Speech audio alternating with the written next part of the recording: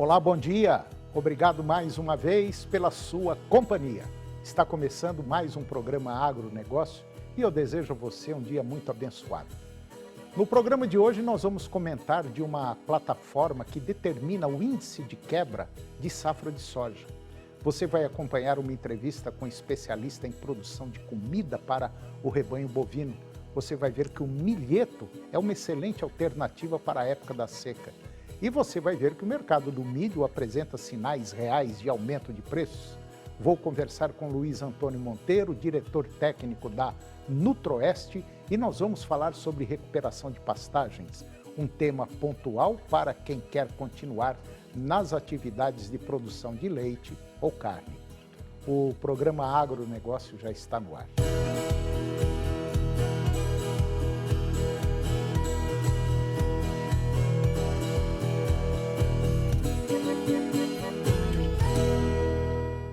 Eu começo o programa de hoje falando de uma plataforma que determina o índice de quebra da safra de soja.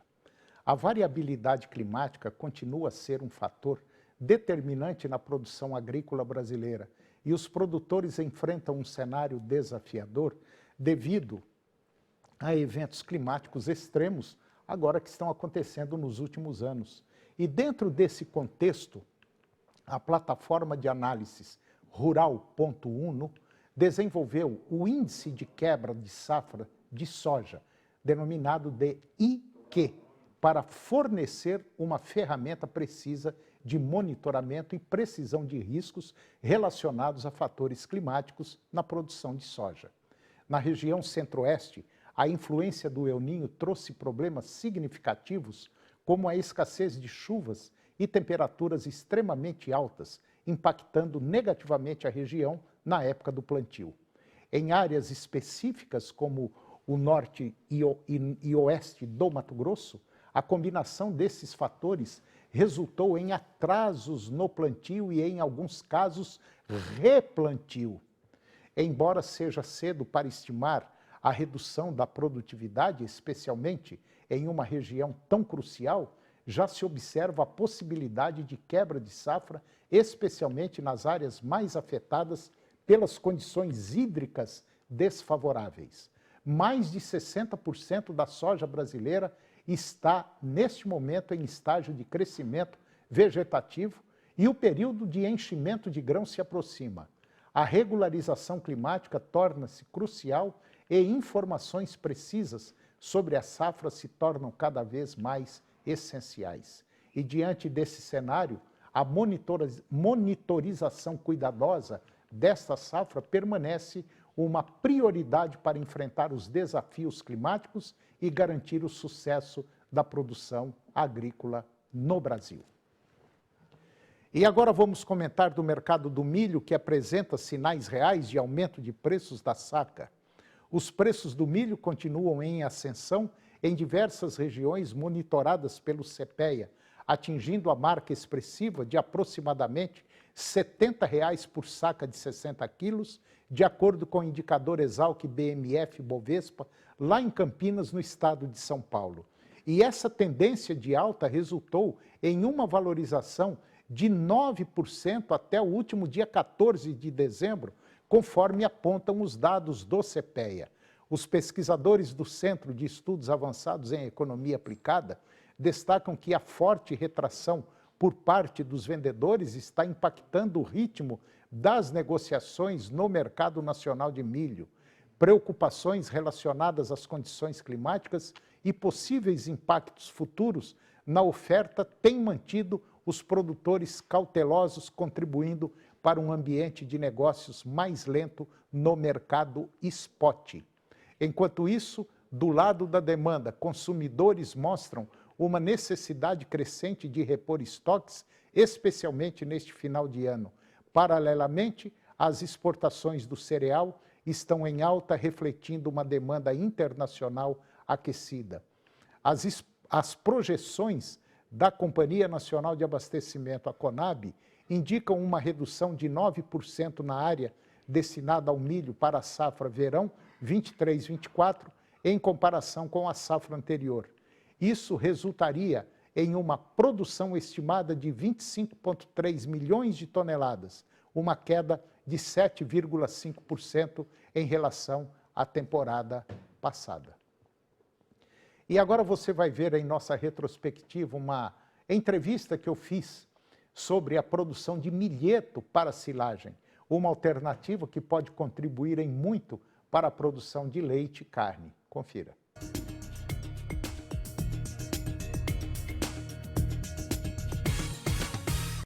Eu vou conversar agora com Jorge Jauabre. O Jorge, ele é agrônomo e vem há muitos anos mexendo aí com silagem, inoculação de silagem, enfim, participando ativamente da evolução do crescimento de alguns materiais largamente utilizados na pecuária. E nós vamos falar aqui de um tema muito interessante, nós vamos falar do milheto. O milheto ainda existem alguns paradigmas, mas que aos poucos vai sendo desvendado e a gente vai vendo que o milheto é um excelente grão para uso na pecuária, quer de leite, quer de corte. É mais ou menos isso, né, Jorge? O milheto é uma planta já de domesticação de cerca de 5.000 anos para cá. Ele começa na região oriental da África e ocidental da Índia. Aquela região, uma região árida, uma região que desafia plantas, né? E por isso um produto que chegou ao Brasil encontrou o seu lugar justamente nesses ambientes como o Cerrado, em que nós vivemos. Quer dizer, o milheto ele hoje tem como aplicações tanto a parte referente ao pastejo, quanto um destino para grãos, para alimentação direta de aves, bovinos, mesmo suínos. O milheto encontra o seu ambiente também na cobertura morta do solo, para proteger o solo, aumentar a produtividade na soja. Enfim, é uma planta fantástica no sentido das várias utilizações que são possíveis. Quer dizer, o milheto ele veio de um casamento que deu muito certo, principalmente com a renovação do solo para a vinda de outras culturas. Perfeitamente. Então, o milheto entra no Brasil no início do século XX, em experimentos ligados aí à cobertura do solo, à formação de palhada, rotação de culturas. Se percebeu que essa planta trazia uma melhor produtividade para a planta que era colocada sobre a palhada dela, e foi aí que começou a utilização desse produto. Vantagens nesse sentido é que é uma planta extremamente proteica, mais proteica que capins tradicionais como braquiária, como mombaça, e trouxe um aporte de produção, um incremento de produção maior em explorações, principalmente leiteiras. O milheto, ele posteriormente, com essa experiência de pastejo, alguns produtores começam a utilizá-lo na forma de silagem. É uma planta que traz um benefício interessante, que é uma planta com maior segurança ambiental. Significa isso, que é uma planta que num ambiente de falta d'água, ela vai estar muito mais resistente. E aí o produtor começou a perceber isso, deixar esse produto crescer, quer dizer, ao invés de pasto, deixava crescer, cortava-se esse material, fazia uma silagem que também é mais proteica, mais digestível que plantas gramíneas tradicionais também. Então ele vai muito bem para silagem, seja solteiro também, seja consorciado com outra planta. Na verdade, o milheto, ele se postou bem no sentido da sucessão de cultura. No consórcio com algumas plantas de... Ele pode dar problema. Pode dar problema com plantas de maior produção de grãos, né? Aí não casaria nesse caso. Nutricionalmente falando, quando a gente fala em silagem, você lembra de milho. Perfeito. Agora, quando você fala em silagem de capim, em silagem do próprio milheto, a condição bromatológica, a condição química, física, são basicamente parecidas ou o milheto se destaca? Se eu comparar o milho com todas as outras silagens, a silagem de milho, ela é a silagem que seria definida como o melhor resultado, né? É a rainha das silagens, vamos colocar assim. Então não dá para comparar o milho com as outras, né? Agora, se eu trouxer a comparação milheto com capins, com certeza o milheto tem mais propriedades positivas, propriedades bromatológicas, que vão melhorar inclusive a fermentação do silo. Então um consórcio, por exemplo, de milheto com mombaça, ele melhora a fermentação do silo, vai dar um silo mais um odor mais agradável e você vai ter um aporte de proteína maior também, uma digestibilidade maior desse material. Então, resumindo, nós podemos dizer que o milheto é uma saída excelente e inteligente para o produtor, tanto para o lavorista quanto para o pecuarista. Perfeito, o milheto é uma ferramenta fantástica nessas duas aplicações, agricultura ou pecuária, né? O que nós estamos passando no momento é um momento de maior divulgação dessas aplicações. E eu tenho certeza que o milheto, com todos esses benefícios, todos esses méritos, ele vai se estabilizar e estabelecer como uma planta fundamental na agricultura e pecuária brasileiras. Ô Jorge, nós já vimos que o milheto ele vai bem pós uma cultura, para melhoramento do solo, para nematóides, enfim, para dar uma geral no solo. É uma planta que serve basicamente dentro da pecuária, ela serve como alimento. E como grão, como é que funciona? O grão do milheto, ele tem liquidez hoje em dia, quer dizer, é um grão comercializado em todo o ambiente do nosso país. O grão do milheto, ele traz propriedades interessantes como uma maior quantidade de proteína do que milho, do que sorgo. Ele traz uma maior quantidade de fibra do que esses dois outros grãos também. O que ele fica um pouco abaixo do milho, mas ao mesmo nível do sorgo, seria a quantidade de energia, né? Claro que o grão do milheto apresenta uma pequena necessidade a mais de energia para poder triturá-lo e torná-lo um farelo que vai alimentar bovinos, vai alimentar suínos. No caso de aves, hoje é comum não se triturar o material completamente ou triturar apenas parcialmente para poder servir de alimento a esses animais de produção. Antigamente nós tínhamos milhetos com baixas produtividades no mercado e atualmente a gente conta com a inserção de híbridos específicos para a produção de grãos. Esses híbridos específicos já estão aí no mercado há pelo menos uns 8, 9 anos, com produtividades hoje que estão entre 40 e 50 sacas por hectare. E o interessante dessa história é que é um plantio pós-soja sem a utilização de fertilizante. É uma economia que esse produtor rural vai ter e um incremento na lucratividade dessa área que ele está plantando com soja e colocando posteriormente o milheto, que também vai ter como adicionais descompactação de solo, reciclagem de nutrientes e combate a alguns nematóides.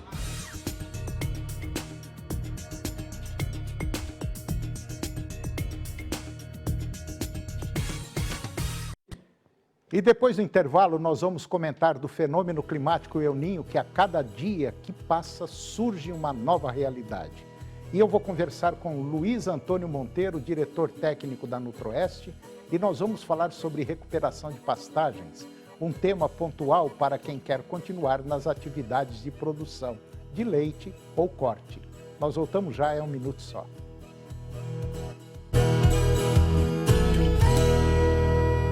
Sintonize boa música, alegria e informação em diferentes regiões de Goiás. Rede Serra Dourada. 12 emissoras formando a maior rede de rádios do estado, comunicando para mais de 50 municípios. Rede Serra Dourada. É bom ouvir.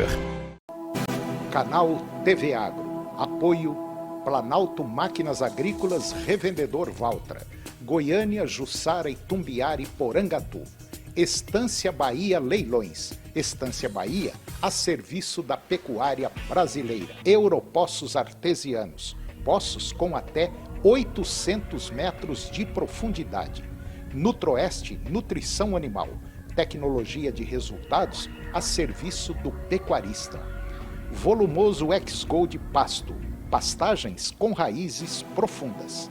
Canal TV Agro, o canal do agronegócio.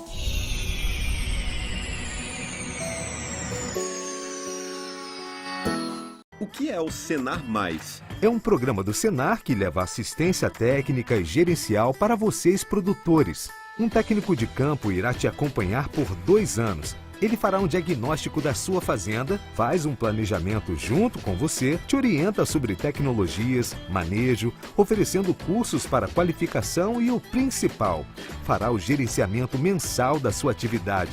E o que é melhor, sem cobrar nada por isso. Senar Goiás.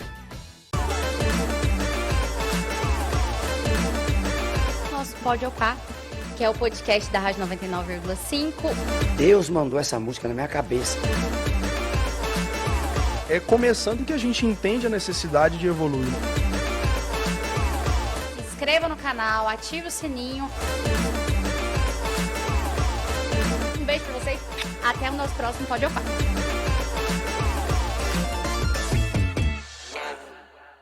Oferecimento Natal Buriti Shopping. Compre e concorra a 4 carros e 60 óculos. Você pode ser um dos ganhadores. No programa Receita de Sucesso, você tem entrevistas, entretenimento, dicas e muito mais. Jonathan Clay comanda a festa com convidados pra lá de simpáticos e talentosos, numa pegada descontraída e divertida.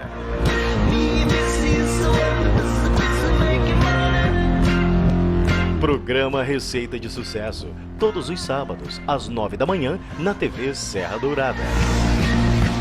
Agronegócio, oferecimento Moinho Fino, a delícia que é o nosso café de todos os dias. Puríssimo, Senar Goiás, a maior escola da terra.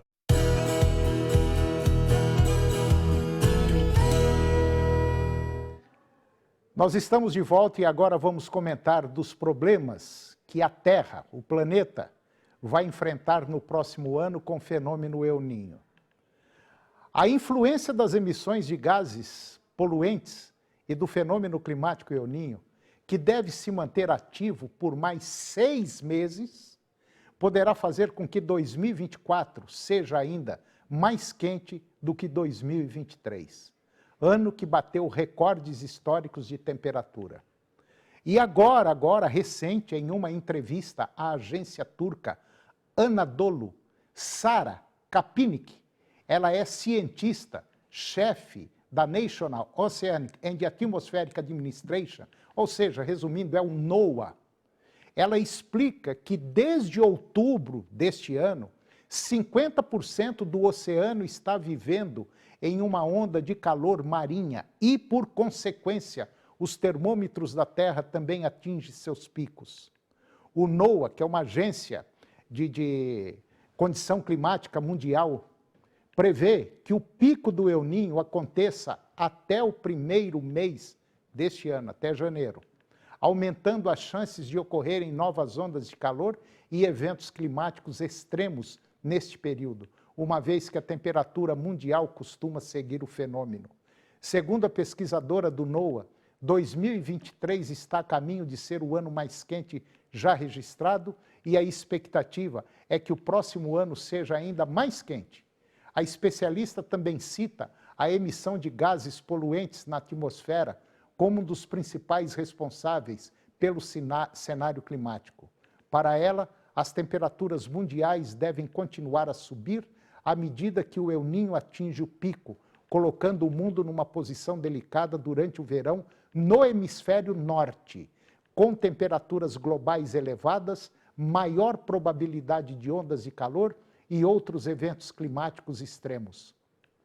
Já a agência Carlo Buotempo, que é diretor do Serviço de Mudanças Climáticas da União Europeia, a Copérnicus, ele disse que concorda com a previsão de 2024 e essa previsão está caminhando para ser um outro ano recorde. Portanto, é bem possível que vejamos mais um aquecimento significativo no mundo. E agora eu vou conversar com Luiz Antônio Monteiro, diretor técnico da Nutroeste, e nós vamos falar sobre recuperação de pastagens, um tema pontual para quem quer continuar nas atividades, produção de leite ou carne. Luiz Antônio Monteiro, muito bom dia, muito obrigado mais uma vez pela sua presença. Muito bom dia, Toninho. É um prazer estar aqui conversando novamente. Obrigado. Monteiro, deixa eu só acrescentar um detalhe aqui. Nos bastidores nós estávamos conversando, falando sobre condição climática, que realmente está um negócio assustador para a produção de alimentos. É muito sério o que nós estamos passando e a população, de maneira geral, está só sentindo o calor na cidade. Mas a gente que labuta no campo está sabendo o significado disso tudo que está acontecendo. O Monteiro me falava, o Monteiro tem uma propriedade rural lá em Jataí, que por sinal é um brinco, o chão, o solo dessa propriedade rural. Lá na fazenda, a soja dele todinha foi perdida. Está morrendo. Está morrendo. Está morrendo. É um negócio que chega a deixar a gente muito preocupado, e nós estamos preocupados. Você vai no supermercado e fala, nossa, mas que verdura ruim, que não sei o que tem. Olha o quilo do arroz, quanto é que está o quilo do arroz? E você toma cuidado, porque provavelmente 2024 o bicho vai pegar. Né, Monteiro? Sem dúvida nenhuma. Eu acredito que a produção de soja vai ser menor. Bem e, menor. consequentemente, a de milho e safrinha também. Isso é o que eu acho, né? Não sou nenhum gênio. Mas a gente não precisa também ser gênio para ver o que está acontecendo. Nós tivemos o privilégio, eu e o Monteiro, de trabalharmos na Embrapa, que é o maior centro de pesquisa tropical do mundo. A gente teve uma noção muito boa dessa área de produção de alimentos, e eu confesso que nos meus 70 anos de idade, e o Monteiro nos 74 anos dele, nós nunca vimos algo parecido com o que está acontecendo agora. 74, e semana passada eu recebi meu diploma de 50 anos de formado, tá? E nunca viu o que está acontecendo agora. Não. Mas vamos para frente. O setor pecuário, principalmente de produção de carne, passou e vem passando uma questão problemática aí de preço da arroba, o preço caiu, a situação ficou ruim e tal. Agora começou a dar uma melhoradinha e agora veio a seca e muita gente não tem pasto agora em dezembro. Não tem, está no chão. E muita gente vai ter problema na próxima safra, né, Monteiro? Eu não tenho dúvida quanto a isso. E isso poderia ser resolvido de uma maneira relativamente fácil. Se você pegar hoje o que você iria pagar de aluguel de pasto para um animal ficar um ano, seria R$60 por mês, mais ou menos, daria pouco mais de R$700 num ano.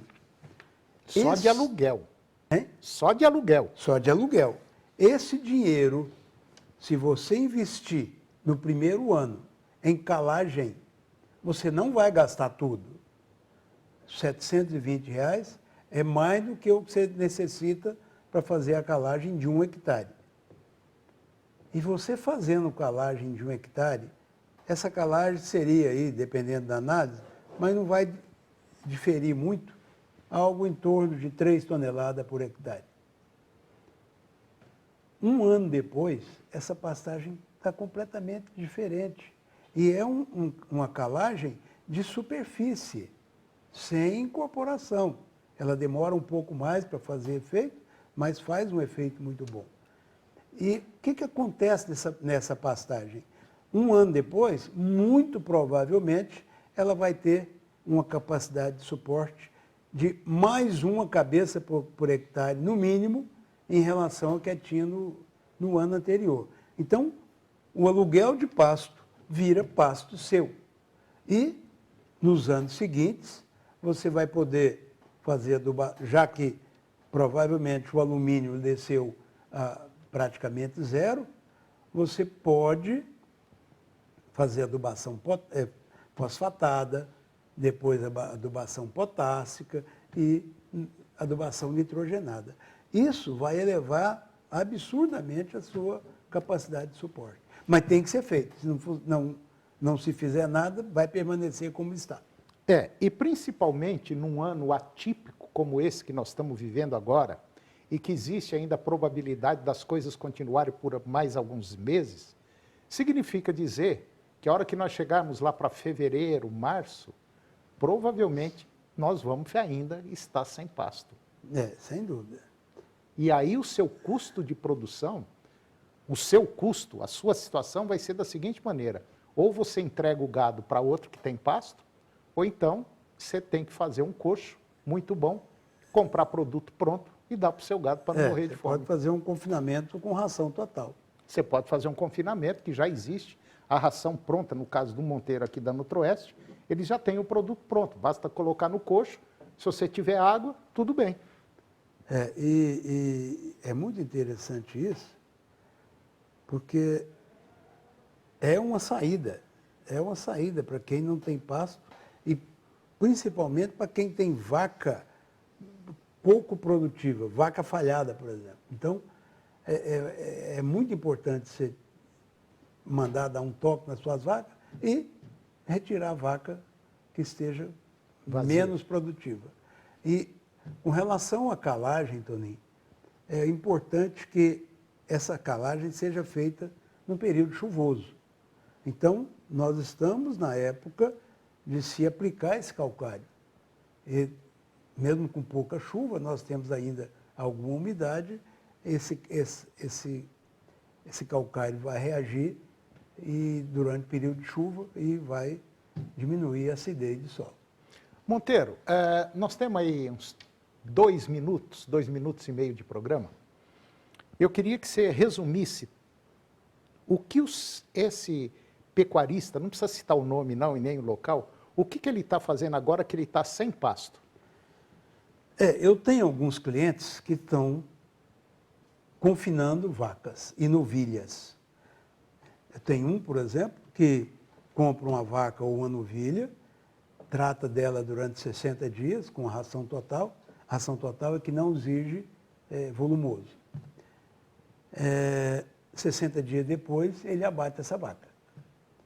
Então, é uma saída para quem não tem pasto, porque se você mantiver os animais no seu pasto, eles não vão parar de comer. E quando você retira alguns, vai sobrar um pouco mais para os outros.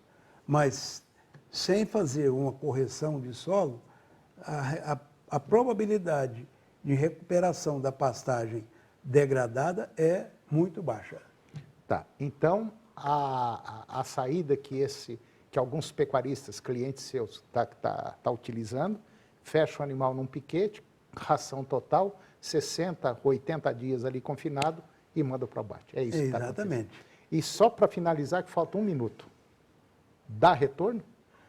Dá retorno, dá retorno.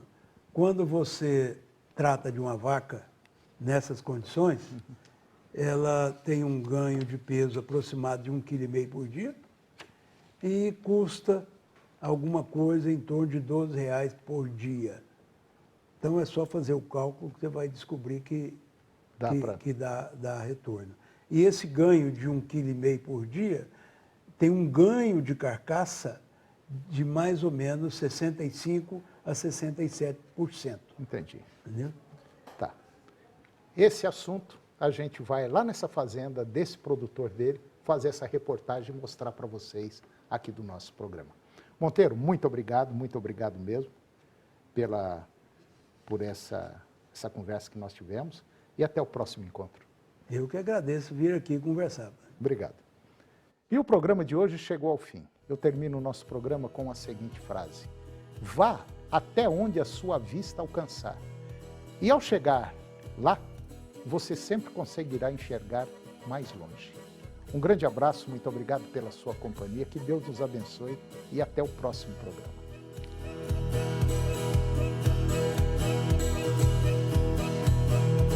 TV Serra Dourada SBT Goiânia. Agora suas manhãs têm mais alegria na TV Serra Dourada, com Silvier Alves, de segunda a sexta, às 11h15. A seguir, primeiro